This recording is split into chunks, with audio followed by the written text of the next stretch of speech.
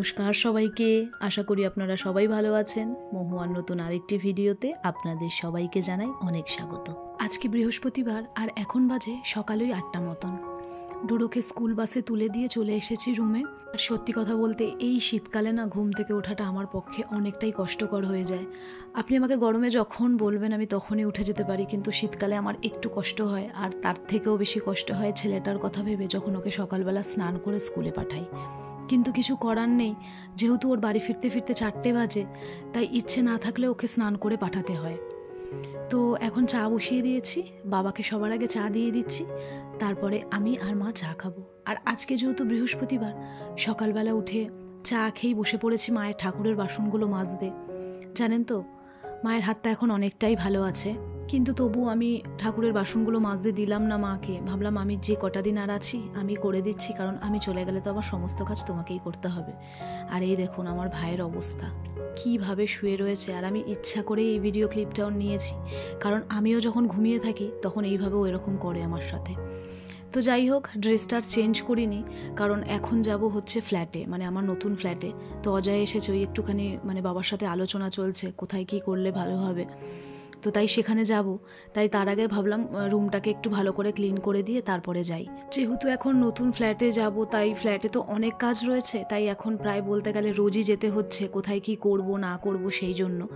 আর ওখান থেকে এসেই চট করে মাকে আগে মাছগুলো ধুয়ে নিলাম। আর ফ্রিজে না এই আমাদি মাছগুলো রাখা ছিল, আর এই আমাদি মাছের না একটা খুব সুন্দর রেসিপি আমি সর্ষে দিয়ে করতে পারি। তো বাবা বললো এই কটা আমুদে মাছ তুই ওরকম বানা পেঁয়াজ কলি দিয়ে, তো সেই জন্য বানাবো আজকে। আর এই দেখুন আজকে আমার ভাই নিজের থেকে, যেহেতু ডাইনিংয়ের এই ফ্যানটা খুব নোংরা হয়েছে আর এখন তো মা করছে না ওইসব, তা বললো তুমি দাও মা আমি পরিষ্কার করে দিচ্ছি। তাই ও আজকে মায়ের ফ্যানটা পরিষ্কার করে দিয়েছে। আর মার এদিকে চটপট করে রান্নাও হয়ে গেছে। আমি বললাম তুমি পুজো করতে চলে যাও, আর বাদবাকি রান্নাঘরের যে কাজগুলো আছে ওগুলো আমি চটপট করে সেরে দিচ্ছি। তাহলে কি বলুন তো, তাড়াতাড়ি হয়ে যাবে, আর আমি ওইদিকে কাজটা করে স্নান করে নিতে পারবো, আর মারও ততক্ষণে পুজোটা হয়ে যাবে। আর হাতে গুনে কয়েকটা দিনই মায়ের কাছে আছি, এবার আমারও বাড়ি চলে যেতে হবে।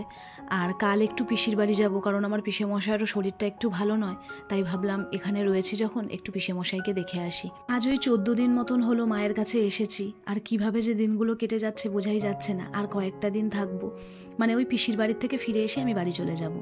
আর এদিকে আমার রান্নাঘরের কাজ হয়ে গেছে, আর মাও পুজোটা করে নিচ্ছে, তারপরে খেতে বসে গেছি। আর সব থেকে বেশি খারাপ লাগে জানেন তো, বাড়ি চলে যাওয়ার পরে এই যে একসাথে খেতে বসা মায়ের সাথে কত কথা বলা, এইগুলোই মনে পড়ে। আর কিছুতে কটা দিন তো এতটাই অসুবিধা হয়, কিছুই ভালো লাগে না।